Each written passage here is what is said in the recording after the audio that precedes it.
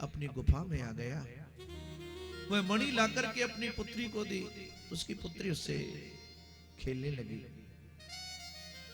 जब यहाँ प्रसेन लौट करके अपने भाई के पास नहीं पहुंचा तो यहाँ सत्राजित ने विचार किया, अब ही द्वारका के लोगों ने मेरे भाई का वध किया है, क्योंकि उन द्वारका के लोगों की दृष्टि मेरी मणि के ऊपर थी। मेरे भाई का वध करके और उस मणि को उन लोगों ने ले लिया है। द्वारका नाथ ने ऐसा यह कृत्य किया है, द्वारकाधीश के इशारे पर ऐसा यह हुआ है। भगवान को झूठा दोष लग गया, मिथ्या कलंक लग गया भगवान को। भगवान श्री कृष्ण इस कलंक को दूर करने के लिए और यहाँ से आगे बढ़े हैं जंगल की ओर। जंगल में जाकर के भगवान ने देखा, मृतक अवस्था में वहां प्रसेन को पड़ा हुआ पाया और वहीं समीप में ही एक शेर के पैरों के निशान थे। भगवान सब समझ गए और थोड़ा सा आगे बढ़े तो वहां पर एक रीछ और शेर के पैरों के निशान और वहां पर मृतक अवस्था में एक शेर पड़ा हुआ था। मेरे गोविंद को समझते हुए कुछ देर न लगी और उस रीछ के पैरों के निशान के पीछे पीछे गोविंद गए और उसकी गुफा के समीप तक पहुंच गए हैं। और जब उसकी गुफा के समीप पहुंचे हैं तो वहां उस मणि को लेकर के उस रीछ की कन्या खेल रही थी, उससे वहां भगवान ने वह मणि को लिया है। और जब उस मणि को लिया मेरे गोविंद ने तो यहाँ वह रीछ कन्या शोर करने लगी, पिताजी पिताजी मेरे मणि को किसी ने ले लिया, ये खेलने की वस्तु को किसी ने ले लिया। तो यहाँ रीछ निकल करके आया है। उस रीछ का यहाँ श्री द्वारकाधीश के साथ में युद्ध हुआ है साहब। और जब द्वारकाधीश के साथ युद्ध हुआ लेकिन ना द्वारकाधीश परास्त हो रहे हैं ना यह रीछ परास्त हो रहा है, तो इससे रीछ ने विचार किया ये कोई साधारण पुरुष नहीं हो सकता। इसने नेत्र बंद किए। ये रीछ जो था ये जामवंत जी थे स्वयं। रामावतार में जिस समय श्री राघवेंद्र सरकार ने रावण का वध किया है, उस समय जामवंत जी के मन में भाव आया, ये रावण बड़ा ही पराक्रमी और बड़ा ही बलशाली, इतने बलशाली इतने पराक्रमी बलि को जब इस बलशाली रावण को जब यहाँ श्री राघवेंद्र सरकार ने समाप्त किया, इसका वध किया है, तो भगवान कितने बलशाली होंगे, भगवान कितने पराक्रमी होंगे। क्यों ना मेरा भी एक बार भगवान से युद्ध हो तो अति उत्तम है। श्री राघवेंद्र सरकार ने यहाँ जामवंत जी से कहा, हे जामवंत, तुम्हारे मन की जो भावना है वह इस जन्म में मैं पूरी नहीं कर सकता। जब मैं कृष्ण अवतार लेकर के आऊंगा तब तुम्हारी इस युद्ध करने की जो भावना है मन की, इसको मैं पूर्ण करूंगा। और आज भगवान ने वही इसके मन की भावना को पूर्ण किया है। यहाँ जब नेत्र बंद करके देखा जामवंत जी ने तो पाया श्री राघव यहाँ कृष्ण स्वरूप में आए हैं और जामवंत जी ने भगवान के चरण पकड़ लिए, अपने अपराध की यहाँ पर क्षमा मांगी है। अपनी कन्या का विवाह इन्होंने श्री द्वारकाधीश के साथ किया है और वह समयंतक मणि द्वारकानाथ के लिए प्रदान कर दी है। भगवान ने कहा हमें केवल समयंतक मणि की आवश्यकता है। जामवंत ने कहा नहीं नहीं गोविंद, आप ये समयंतक मणि भी लीजिए और मेरी पुत्री को भी आप स्वीकार कीजिए।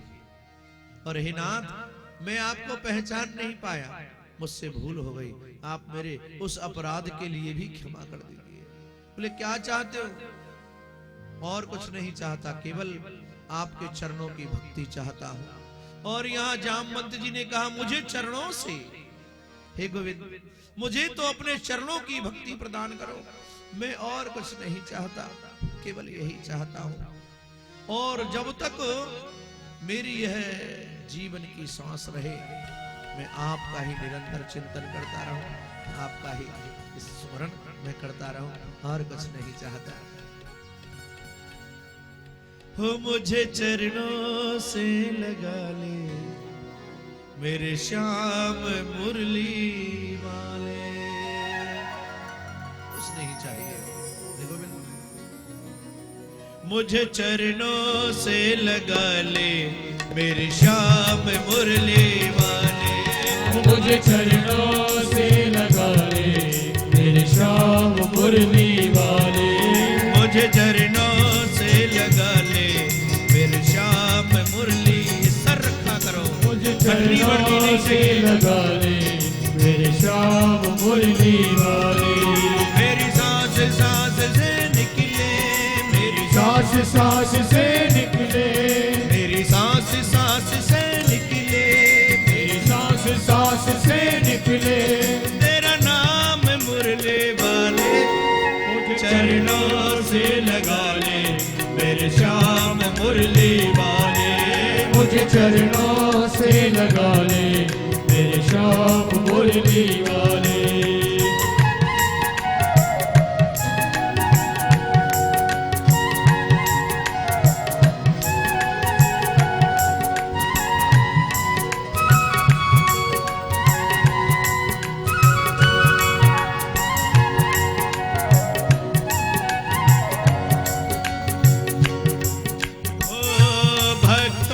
तुमने कान्हा विपदा है कारी, भक्तों की तुमने कान्हा विपदा है कारी, भक्तों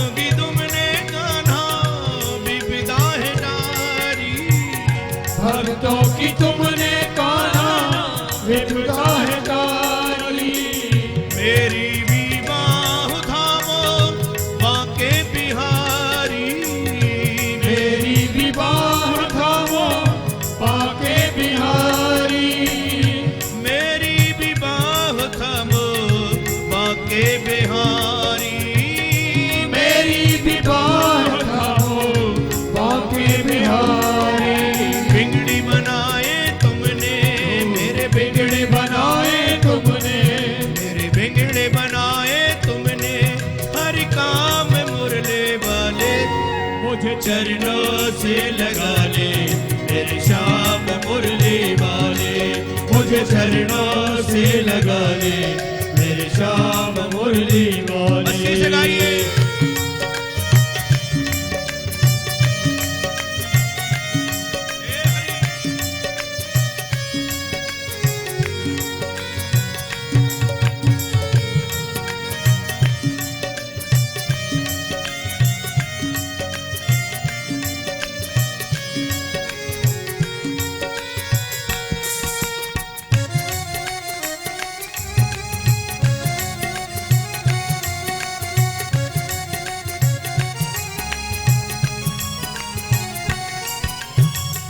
पतझड़ है मेरा जीवन बन के बाहर आजा, पतझड़ है मेरा जीवन बन के बाहर आजा, पतझड़ है मेरा जीवन बन के बाहर आजा, पतझड़ है मेरा जीवन बन के बाहर आजा।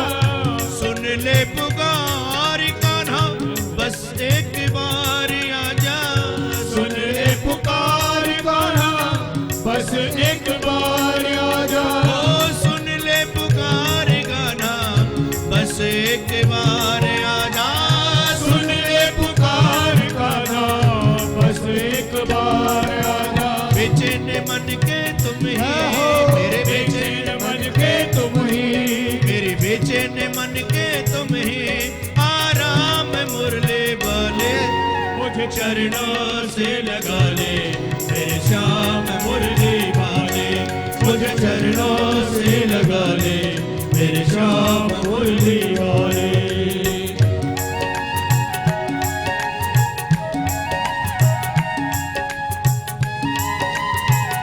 जय श्री राधे।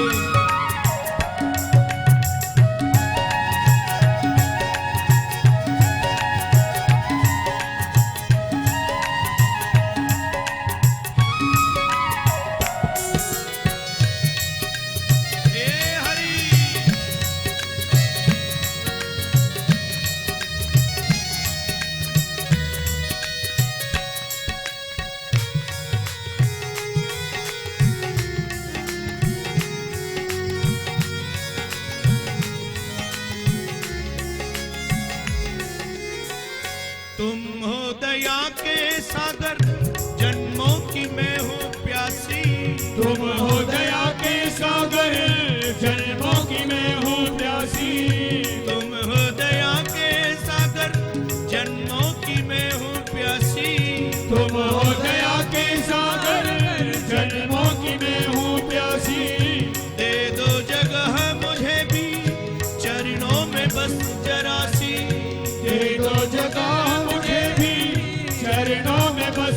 जरासी, दे दो जगह मुझे भी चरणों में बस जरासी, दे दो जगह मुझे भी चरणों में बस जरासी। सुबह तुम ही हो तुम ही, मेरी सुबह तुम ही हो तुम ही, मेरी सुबह तुम ही हो तुम ही, हो शाम मुरली वाले, मुझे चरणों से लगा ले मेरे श्याम मुरली वाले, मुझे चरणों से लगा ले मेरे श्याम मुरली वाले। मेरी सांस सांस से निकले, मेरी सांस सांस से निकले, मेरी सांस सांस से निकले, मेरी सांस सांस से निकले, तेरा नाम मुरली वाले, मुझे चरणों से लगा ले मेरे श्याम मुरली वाले, मुझे चरणों से लगा ले मेरे श्याम मुरली वाले, मुझे चरणों से लगा ले मेरे श्याम मुरली वाले, मुझे चरणों से लगा ले मेरे श्याम मुरली वाले, मुझे चरणों से लगा ले मेरे श्याम मुरली वाले, मेरे श्याम मुरली वाले, मेरे श्याम मुरली वाले, मेरे श्याम मुरली वाले, मेरे श्याम मुरली वाले। ओ मुझे चरणों से लगा ले मेरे श्याम मुरली वाले। बुलवा के बिहारी लाल की जय। और कुछ नहीं चाहिए, केवल आपके चरणों की भक्ति, और कुछ नहीं चाहता। इतना कहा है। यहाँ भगवान श्री कृष्ण द्वारकानाथ आ गए हैं द्वारका में, और द्वारका में जैसे आए, यहाँ आकर के भगवान ने सत्राजित नामक जो राजा था, इसे उसकी मणि के लिए प्रदान कर दिया है।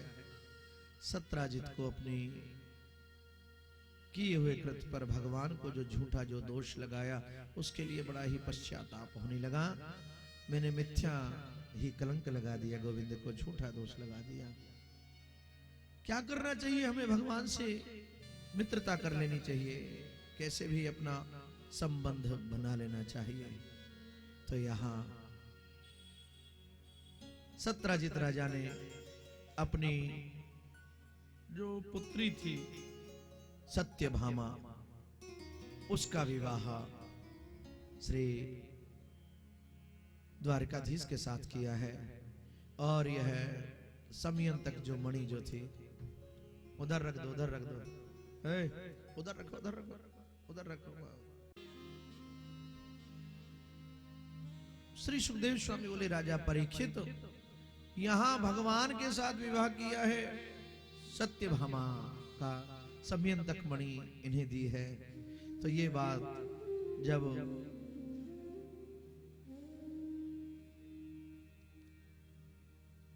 सभी नगरवासियों को विदित हुई, तो ये नगरवासी भी बड़े प्रसन्न हुए हैं। और ये शतधन्वा और कृतवर्मा इत्यादि जो हैं, इन्होंने जब सुना कि सत्राजित ने अपनी पुत्री का विवाह भगवान के साथ कर दिया है, बोले लेकिन हमें तो मणि की आवश्यकता थी, हमें पुत्री से क्या लेना देना। वह मणि को लेने के लिए और सत्राजित के समीप गए हैं, और जाकर के सत्राजित का वध इन्होंने किया है, और उस मणि को सत्राजित से लेकर के आए हैं। गोविंद को जब यह बात विदित हुई है, तो यहाँ यह शतधन्वा के पीछे भगवान दौड़े हैं। शतधन्वा भयभीत होकर के कृतवर्मा के पास सहायता लेने के लिए आया, और अक्रूर जी के पास सहायता लेने के लिए आया, लेकिन कोई भी इसकी सहायता करने के लिए जब तैयार नहीं हुआ, तो इसने वह मणि जो है अक्रूर जी के समीप छोड़ करके और यह चला गया। भगवान ने इसका वध किया है। प्रेम से बोलो श्री राधे राधे। समय व्यतीत हुआ, और एक दिन ये पांडवों से मिलने के लिए भगवान श्री कृष्ण इनके समीप गए हैं। एकदा पांडवान् द्रष्टुं प्रतितान् पुरुषोत्तमः इंद्रप्रस्थम गतः श्रीमान योधानादि वीरव्रतः। एक बार भगवान इन पांडवों की कुशलता लेने के लिए इनके समीप गए हैं। जब वहां इनके समीप गए, अपने मित्र अर्जुन को अपने साथ लिया है भगवान ने। अर्जुन को अपने साथ लेकर के यहाँ वन में विचरण करने के लिए गए। वहां चर्चा करते रहे।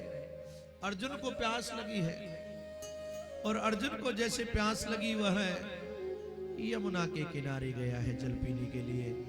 तभी क्या देखा, वहां पर एक देवी खड़ी हुई है, उसने हाथ में माला ले रखी है। अर्जुन ने पूछा, देवी कौन हो तुम, क्यों खड़ी हो यहाँ? इस देवी ने कहा, मेरा नाम यमुना है, मैं सूर्य की पुत्री हूं। कई लोग मुझे कालिंदी के नाम से भी जानते हैं। मैं श्री द्वारकाधीश के आने की राह देखती हूँ, कब द्वारकाधीश आवे और कब मैं उनके साथ में विवाह करूं। मैं ये माला लेकर के खड़ी हूं, द्वारकाधीश के गले में यह माला मैं पहनाना चाहती हूं। अर्जुन ने कहा, द्वारकाधीश तो मेरे साथ ही आए हैं, कहाँ हैं? द्वारकाधीश को देखा है, और द्वारकाधीश को देख करके यहाँ कालिंदी ने द्वारकाधीश के गले में यह जयमाला पहना दी है। प्रेम से बोलो, आज भर की बात है, खाली आज बोल दो। क्या बोल रहा है भाई मेरे? श्री सुखदेव स्वामी बोले, कालिंदी के साथ में इनका विवाह हो गया। अच्छा, भगवान के कितने विवाह हो गए आज? कितने विवाह हो गए? कौन कौन से हुए? हाँ, और रुक्मणी के साथ और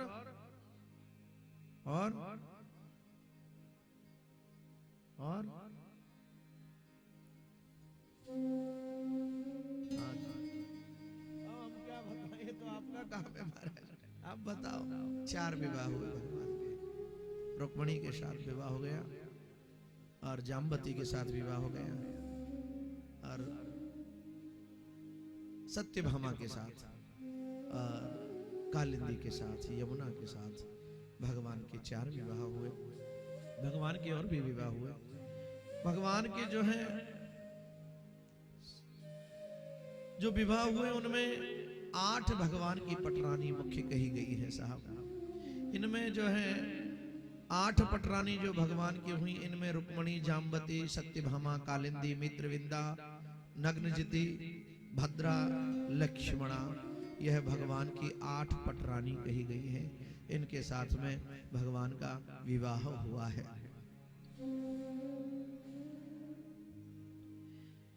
और जब इतना कहा तो राजा ने कहा, गुरुजी मैंने तो सुना श्री द्वारकानाथ के 16,108 विवाह हुए।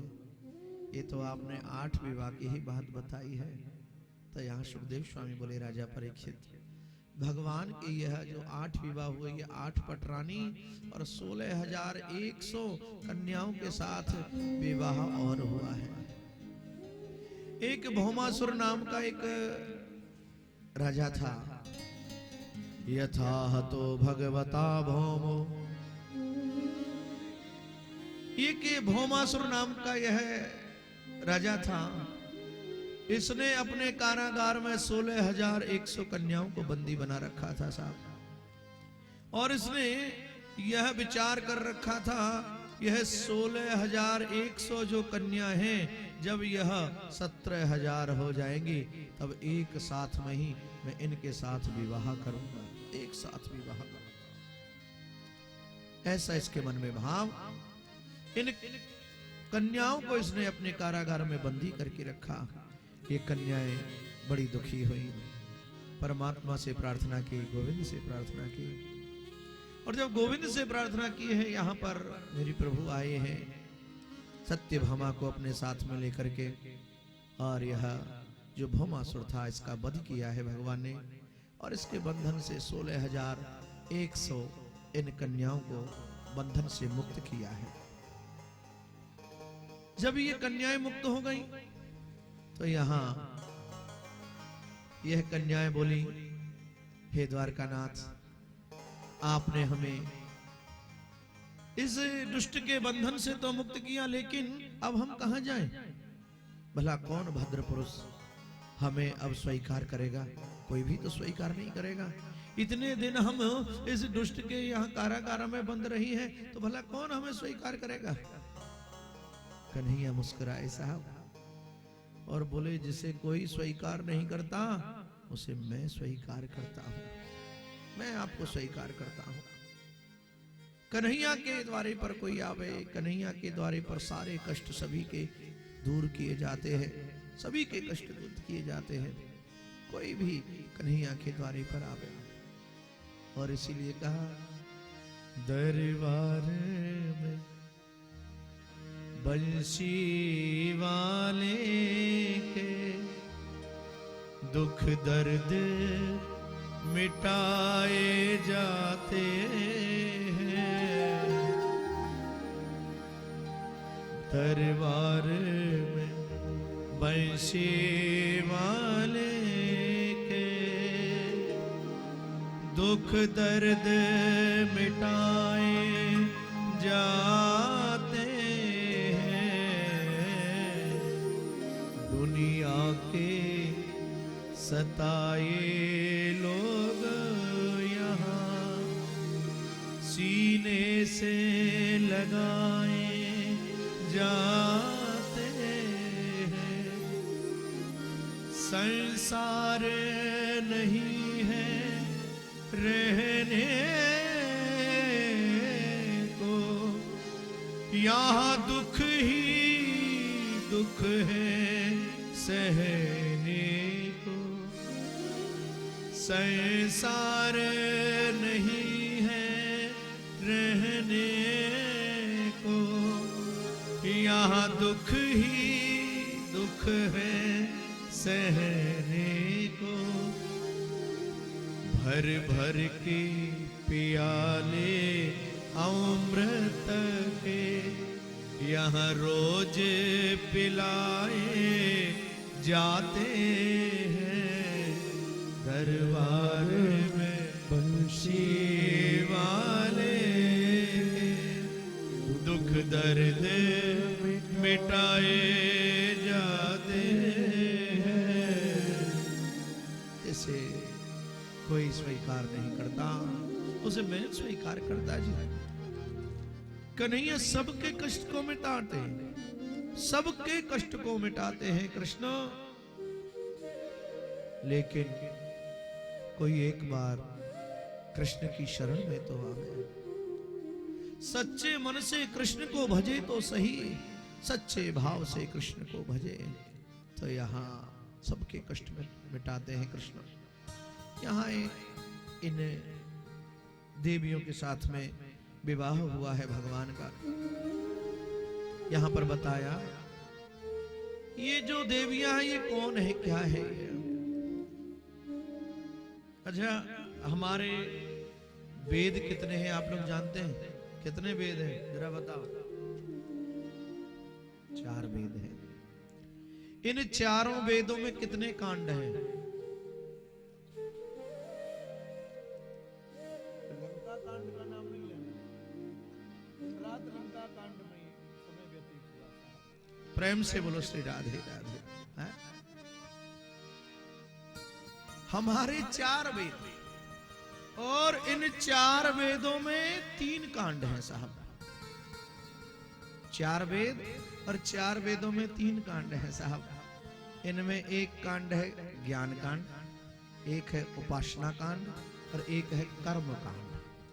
ये 4 वेदों में 3 कांड हमारे में आते हैं और इनमें 1 लाख मंत्र कहे गए हैं साहब। प्रेम से बोलो श्री राधे राधे राधे राधे। 1 लाख मंत्र कहे गए हैं। इनमें 4000 जो मंत्र हैं वह तो है ज्ञान कांड के, और 80,000 जो मंत्र हैं वह है कर्म कांड के, और 16,000 जो मंत्र हैं वह है उपासना कांड के। तो ये 16,000 उपासना कांड के जो मंत्र हैं ये 16,000 उपासना कांड के मंत्र ही आकर के भगवान की यहाँ पत्नी बने हैं और भगवान ने इन्हें स्वीकार किया है। प्रेम से बोलो श्री राधे राधे। यही 16,000 जो मंत्र हैं साहब। यहाँ 80,000 जो कर्मकांड के जो मंत्र हैं ये ब्रज में आकर के गोपियां बने हैं, ऐसा उल्लेख आया। ये गोपियां बने हैं यहाँ। ये परमात्मा, ये ब्रज की जो गोपी है ना, इन गोपियों के अलग अलग विभाग कहे गए हैं, जिनमें श्रुति रूपा, मुनि रूपा, साधन सिद्धा, स्वयं सिद्धा इत्यादि इन गोपियों के ये अलग अलग रूप बताए गए हैं। ये सब आकर के ब्रज में, ये वेद की जितनी भी ऋचाएं हैं ये ऋचा आकर के ब्रज में और गोपी बनी है और उनके साथ में भगवान ने अपना यह रास विहार, अपनी यह लीलाएं की है। कोई साधारण गोपियां थोड़ी थी। अच्छा गोपी कैसी होती जरा बताओ, कौन है गोपी? आज आई है कि नहीं? वह गुजरी आई है कि नहीं? आज नहीं आई, आज रह गई। डेली आके बैठती थी, कहती थी गुरुजी ने, हाँ मैं गुजरी हूँ, मैंने बड़ी अच्छी बात है, बड़ी अच्छी बात है गुजरी हो। गोपी जो है, जिसने लहंगा पहन लिया, चूंदरी ओढ़ ली, नथ लगा ली, क्या वह गोपी है? वह गोपी नहीं हो सकता है? यहाँ गोपी का जो भाव है, हमारे गुरुजन कहते हैं गोपी, दो इसमें अक्षर है। गो का भाव है इंद्रिया और पी का भाव है पीना, अर्थात गोपी। कहा कृष्ण गोभी इंद्रिय कृष्ण रस पिबती इति गोपी। जो अपनी प्रत्येक इंद्रिय के द्वारा कृष्ण रस का रसस्वादन करता हो साहब, वही तो गोपी है। गोपी कोई ऐसे थोड़ी कि लहंगा पहन लिया, चुंदरी ओढ़ ली, बस हो गई गोपी। इससे गोपी थोड़ी हो जाता है। हम भी गोपी हैं, आप भी गोपी हैं, आप भी गोपी हैं। जो अपनी प्रत्येक इंद्रियों से कृष्ण रस का रसस्वादन करे, वही तो वह गोपी है, वही गोपी का भाव है। प्रेम से बोलो श्री राधे राधे। कृष्ण को भजो, कन्हैया को भजो, लेकिन फिर वही बात, कैसे भजना है? निष्काम होकर के भजो, जिसमें कहीं कोई कामना ना हो। लेकिन भाई मेरे, आज का यह जो जीव है, यह निष्काम भाव से कभी भजता ही नहीं भगवान को।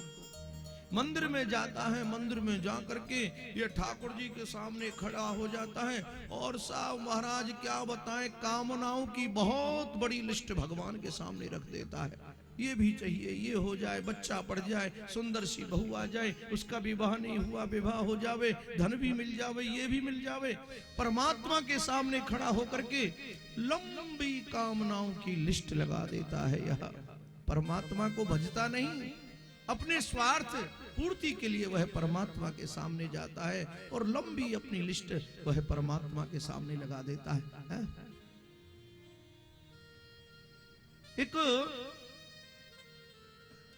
एक बार क्या हुआ, सब लोगों ने विचार किया कि खीर बनाई जाए। खीर बनाने का जब विचार हुआ कि खीर बनाई जाए, तो वहां पर एक व्यक्ति आया, बोले सार्वजनिक कार्यक्रम हो रहा था, बोले जी खीर बनाई जाए। एक माता जी आई, पंडित जी, बोले हाँ जी ये मैं कुछ दूध लेकर के आई हूँ, बोले ठीक है ले आओ जी। एक माता जी आई, आपके पास दूध तो है, खीर बनाने के लिए मैं थोड़े से चावल लेकर के आई हूँ, बोले डाल दो कढ़ाई में। एक आई, बोले जी मैं थोड़ी सी शक्कर लेकर के आई हूँ, बोले तो डाल दो कढ़ाई में। एक आई, बोले मैं थोड़ी सी केसर लेकर के आई हूँ, बोले डाल दो कढ़ाई में। एक आई, बोले जी मैं थोड़े से काजू लेकर के आई हूँ, बोले डाल दो कढ़ाई में। एक डोकरी माँ आई, बोले पंडित जी मैं आ रही थी और कुछ तो मिला नहीं, मार्ग में एक ढकेल खड़ी थी, उस पर बहुत सुंदर सुंदर नींबू रखे थे, लेकर के आई हूँ, कहो तो निचोड़ दूं इस कढ़ाई में। बोले भैया ये काम नहीं करना, ये काम नहीं करना। आप आइए कथा रूपी यहाँ सत्संग में आइए, परमात्मा के सामने जाइए, परमात्मा के सामने जाकर के आप विराजमान हो जाइए। उपासना रूपी दुग्ध आप परमात्मा के सामने रखिए, अर्चा रूपी चीनी आप उसमें डाल दीजिए, वंदना रूपी आप उसमें वह केसर डाल दीजिए, सब कुछ डाल दीजिए, पर कामना रूपी वह नींबू उसमें मत निचोड़िए। यदि कामना नींबू रूपी वह नींबू यदि उसमें निचोड़ दोगे तो सब गड़बड़ हो जाएगा, सब गड़बड़ हो जाएगा। जाइए परमात्मा के सामने और परमात्मा का स्मरण करिए, निस्वार्थ भाव से परमात्मा का स्मरण करिए, परमात्मा को जपिए। फिर देखिए परमात्मा सारी व्यवस्था आपकी अपने आप ही बनाएगा। आपको कुछ कहने की आवश्यकता ही नहीं, भाव होना चाहिए परमात्मा से। कोई भी संबंध बना करके आप परमात्मा को भजिए, परमात्मा से आप अपना संबंध बनाइए, भाव बनाइए, प्रेम बनाइए। यदि रिश्ता बनाना है तो भजिए श्री सुदामा जी की तरह आप कृष्ण को भजिए। सुदामा नाम का वह ब्राह्मण जिस प्रकार से कृष्ण का भजन करता था, निस्वार्थ भाव से कन्हैया को जपता था, आप भी कन्हैया का उसी प्रकार से चिंतन कीजिए। समस्त कामनाओं को हटा करके और ठाकुर का आप चिंतन कीजिए। सुखदेव स्वामी ने जब इतना कहा तो राजा परीक्षित ने कहा, गुरुजी सुदामा नाम का वह ब्राह्मण? बोले हाँ, कृष्ण का मित्र। तो गुरुजी वो कथा आप मुझे श्रवण कराइए ना। तो यहाँ श्री सुखदेव स्वामी बोले, राजा परीक्षित, कृष्णस्यासीत सखा कश्चित् ब्राह्मणो ब्रह्मवीतमः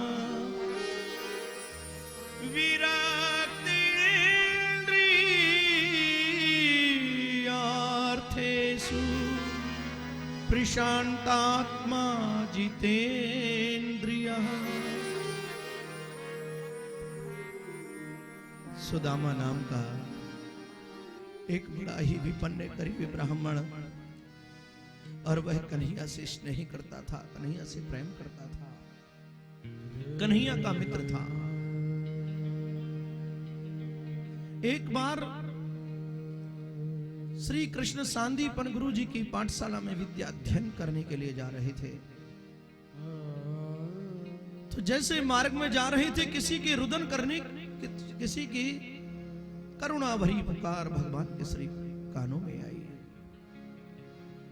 जब श्री मथुरा नाथ ने यह आवाज सुनी, अपने सेवक को कहा, जाओ देख करके आओ यह कौन रुदन करता है। सेवक गया है, वहां पर देखा एक नन्हा सा बालक बैठा हुआ है, रुदन कर रहा है। बोले क्यों रोते हो? भैया मेरे पांव में कांटा लग गया है, मैं परमात्मा को याद कर रहा हूं, मैंने बहुत सा प्रयत्न किया लेकिन मैं इस पांव के कांटे को नहीं निकाल पाया। अब तो मैं प्रभु से प्रार्थना करता हूं मेरी आकर के रक्षा करे। सारथी ने जाकर के प्रभु को वृत्तांत बतलाया है। यहां पर प्रभु आए हैं और यह सुदामा नाम का गरीब ब्राह्मण प्रार्थना कर रहा है गोविंद से, कह रहा है, कृष्ण हे प्रभु दीनो बंधु यदुराई, आज कहाँ तुम देर लगाई, अब मेरी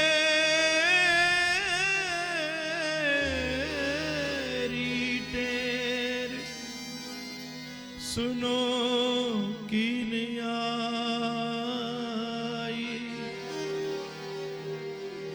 यह दुख मो पे सहो ना जाई। ब्राह्मण रुदन कर रहा था। मेरे प्रभु ने इस ब्राह्मण को रुदन करते हुए पाया और पूछा क्यों रोता है? बोले मेरे पांव में कांटा लग गया है, निकल नहीं पा रहा है। मेरे प्रभु ने अपने हाथ से उस कांटे को निकालने का प्रयत्न किया, लेकिन नहीं निकाल पाए कांटे को, बहुत गहरा कांटा। तो मेरे गोपाल ने क्या किया? मुख सो कांटो दियो निकाली। भगवान ने अपने दांतों से उस कांटे को पकड़ लिया और कांटे को पकड़ करके और उसे खींच लिया बाहर। जैसे ही कांटा निकला है, बड़ा ही प्रसन्न हुआ यह ब्राह्मण। भगवान ने कहा भाई अब तो तुम्हारा कांटा निकल गया। बोले हाँ। यहां सुदामा ने कहा मुझे आप बड़े राजकुमार लगते हैं भैया, आपने मेरा कष्ट दूर किया है, बड़ी कृपा मुंह पर करी, मैं कहां दूं आशीष। आपने मेरे ऊपर बहुत बड़ी कृपा की है, मैं आपके लिए क्या आशीर्वाद दे सकता हूं? लेकिन परमात्मा बोले आशीर्वाद देना चाहते हो तो और कुछ नहीं चाहता, केवल यही चाहता हूं तेरे जा पग में कंटक लगो सो ही धरो मम शीश। भैया आपके जिस पांव में कांटा लगा है ना, आप अपने उसी पैर को मेरे सिर पर रख दो, बस यही मेरे लिए सब कुछ हो जाएगा। इतना कहा है। भगवान ने पूछा बताओ तुम्हारा कोई मित्र है? हाथ जोड़ करके कहा मैं इतना विपन्न ब्राह्मण, गरीब ब्राह्मण, भला संसार में हमारा कौन मित्र हो सकता है?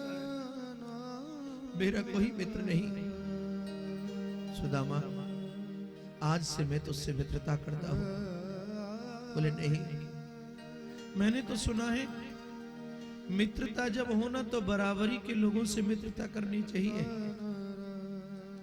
अपने से ज्यादा बड़े व्यक्ति से मित्रता करोगे तो वह मित्रता ज्यादा दिन निभने वाली नहीं है। अपनी समानता के व्यक्तियों से मित्रता करनी चाहिए तो वह मित्रता बहुत लंबे समय तक चलती है। अरे ना सुदामा, मुझसे मित्रता करो ना।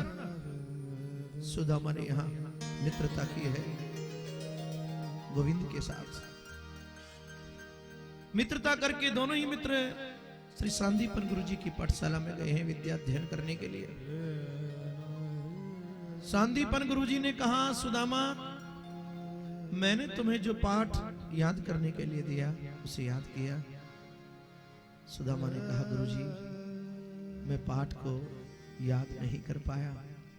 तो गुरुजी ने कहा बेटा आप जानते हो हमारे विद्यालय का जो नियम है, आपने पाठ याद नहीं किया है तो आपको वन के अंदर जाकर के और यज्ञ हवन के लिए समधा लेकर के आनी होगी। ठीक है गुरुदेव। कृष्ण से पूछा कृष्ण बेटा आप अपना पाठ सुनाओ। कन्हैया ने विचार किया, चार वेद कंठस्थ मोहे, मैं कहूं तो होए रस भंग, मैं अपनो पाठ भुलाए के जाऊं सुदामा के संग। मुझे चारों वेद कंठस्थ हैं, यदि मैं गुरुजी को सुना दूंगा तो मेरा मित्र सुदामा अकेला ही वन में जाएगा समझा लेने के लिए। यह मित्र का कार्य नहीं। मित्र के ऊपर यदि जीवन में कोई विपत्ति है तो दूसरे मित्र को चाहिए कि वह उसका सहयोग करे। इसलिए मैं अपने पाठ को भूल जाता हूं और यहां जानबूझ करके श्री कृष्ण अपने पाठ को भूले हैं। गुरुजी ने कहा बेटा मैं तुम्हें दंड तो क्या दे सकता हूं, लेकिन गुरु के नाते मेरी आज्ञा है आप भी सुदामा के साथ जाओ और जाकर के वन से यज्ञ के लिए वह समधा लेकर के आओ। दोनों मित्र कृष्ण और सुदामा यहां से चले हैं, वन में गए हैं।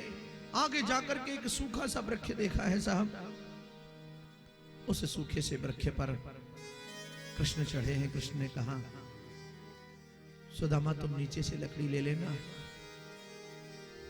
मैं ऊपर से लकड़ी तोड़ देता हूं वृक्ष से।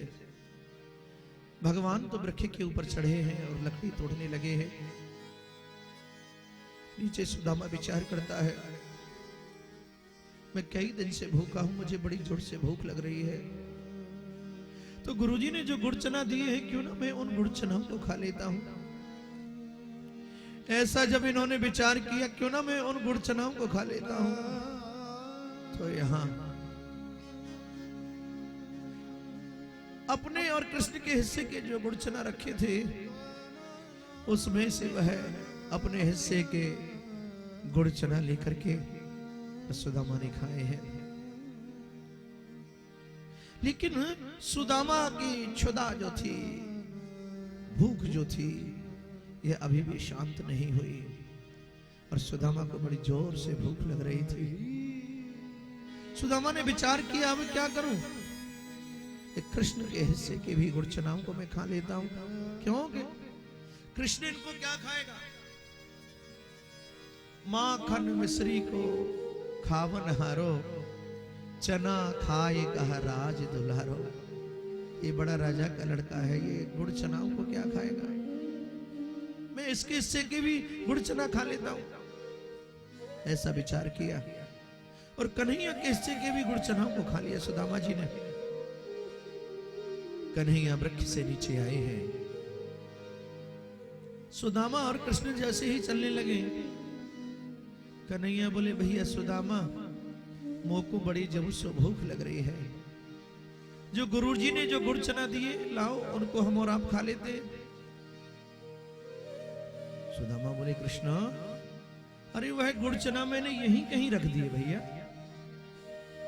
कन्हैया मुस्कुराए, बोले, अरे सुदामा, तू मुझसे झूठ बोल रहा है, मुझसे चोरी कर रहा है।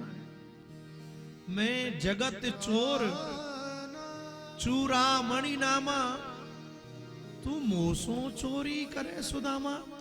सुदामा, मुझे चोरों का सरदार कहा जाता है और तू मुझसे चोरी करता है। ठीक बताओ, है गुड़ चना कहाँ है। सुदामा ने हाथ जोड़ लिए, कहा, हे गोविंद, हे कन्हैया, तुम वृक्ष के ऊपर चले गए, मुझे बड़ी जोर से भूख लगी, उन गुड़ चनाओं को तुम्हें खा गया।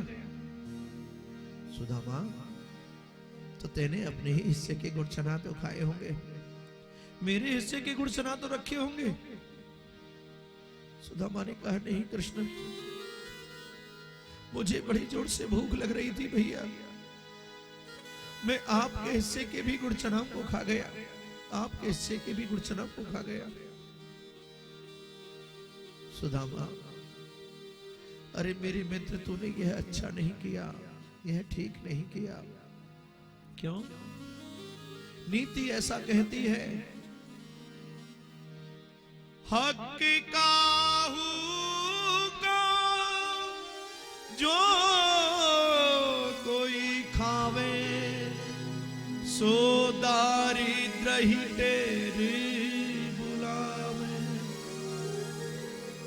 जो किसी दूसरे व्यक्ति के हिस्सा को खाता है, वह व्यक्ति दरिद्री हो जाता है। स्वयं ही दरिद्र को वह बुलाता है और वह दरिद्री हो जाता है। इतना जैसे कहा, सुदामा के नेत्रों में अश्रु आ गए और सुदामा ने कन्हैया के चरण पकड़ लिए।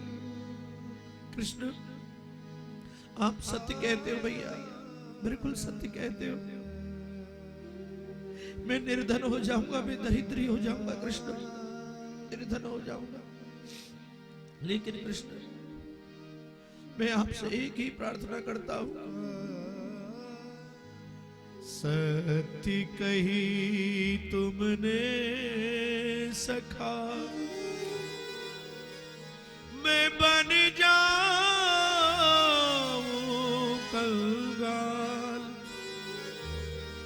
पर प्रीत न तो सर छूट है, सुन भैया गोपाल। हे कृष्ण, ने सत्य ही कहा है। कन्हैया, मैं दरिद्री हो जाऊंगा भैया, निर्धन हो जाऊंगा। हे गोपाल, मैंने जैसा कार्य किया है उसका फल तो मुझे अवश्य ही भोगना पड़ेगा, अवश्य भोगना पड़ेगा वह फल तो मुझे। लेकिन गोविंद, ये सुदामा आपके चरणों में हाथ जोड़ करके केवल एक ही प्रार्थना करता है, अपने मित्र से कभी दूर नहीं जाना और अपने इस गरीब मित्र सुदामा को कभी भुला नहीं देना। कृष्ण बोले, सुदामा, जिनका मिलन होता है उनका एक दिन उनको बिछोड़ना भी होता है। यही सृष्टि का नियम है, यही सृष्टि का क्रम है। तो देख, हमारी और आपकी विद्या पूर्ण हुई। यहाँ विद्या पूर्ण होने के पश्चात कृष्ण ने कहा कि सुदामा, मैं अब जाना चाहता हूं। नहीं कन्हैया, मुझे छोड़ करके नहीं जाना। मेरे संसार में आपके सिवा कोई और नहीं है कृष्ण, आपके सिवा मेरा और कोई नहीं संसार में। आप मुझे छोड़ के नहीं जाना, मुझे छोड़ करके नहीं जाना। इतना कह करके यहाँ सुदामा तो कन्हैया के श्री चरणों में जाकर के गिर गया। कन्हैया के चरणों में गिरा और जैसे ही इसने अपना मुख ऊपर उठाया तो देखा वहां पर कन्हैया नहीं थे। कन्हैया वहां से अंतरहित हो गए।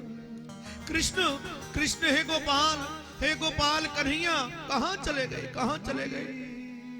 मैं आपके बिना जीवित नहीं रह सकता। हे मेरे कृष्ण, मैं आपके बिना जीवित नहीं रह सकता। हे कन्हैया, आके मुझे दर्शन दो, मेरे कृष्ण, मुझे दर्शन दो। मैं आपके बिना नहीं रह सकता। और यह विपन्न सुदामा सर्वत्र जो है कन्हैया को खोजने लगा, कन्हैया को खोजने लगा। चारों ओर, हे कृष्ण आओ, कृष्ण आओ, हे कृष्ण, अब तुम्हारे बिना नहीं रहा जाता है। मेरा यह मन भी अब तुम्हारे बिना नहीं लगता। तेरे बगैर हे कृष्ण अब नहीं यह मन लगता है मेरा, नहीं लगता। और यह सुदामा तो कन्हैया को पुकारने लगा, तेरे बगैर सवरिया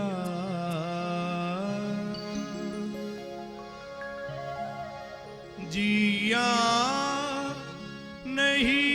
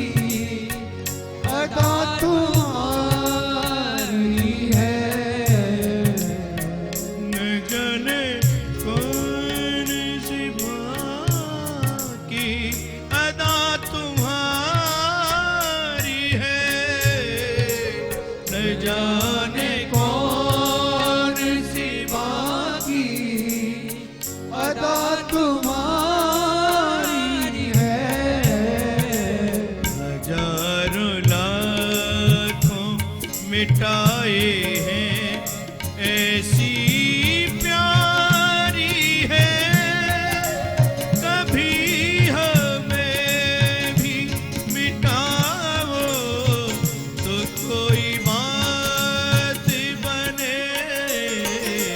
तेरे बगैर सवरिया जिया नहीं जाए, तुम आके बाँह पकड़ लो तो कोई बात बने। तेरे बगैर सवरिया।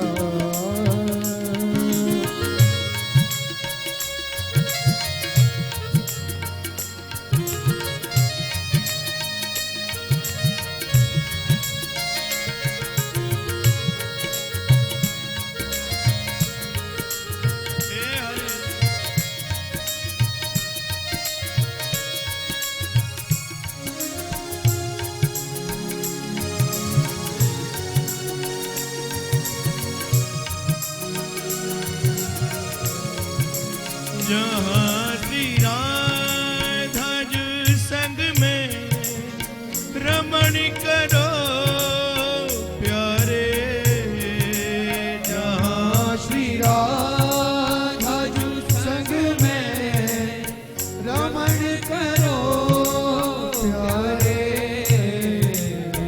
जहाँ श्री राधा जी संग में रमण करो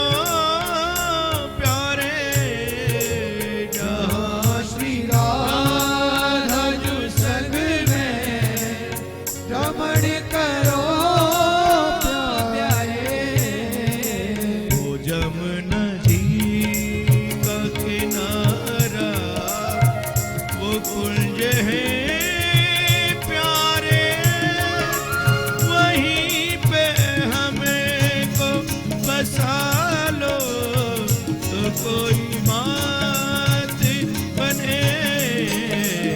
तेरे बगैर सवरिया जिया नहीं जाए, तुम आके बाँह पकड़ लो तो कोई बात बने।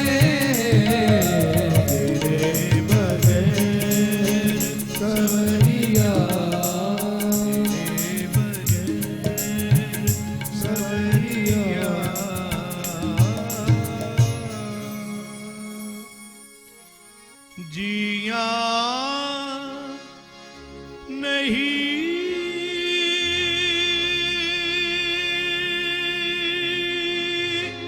जाए, तुम्हें आके बाँह पकड़ लो तो बात बने।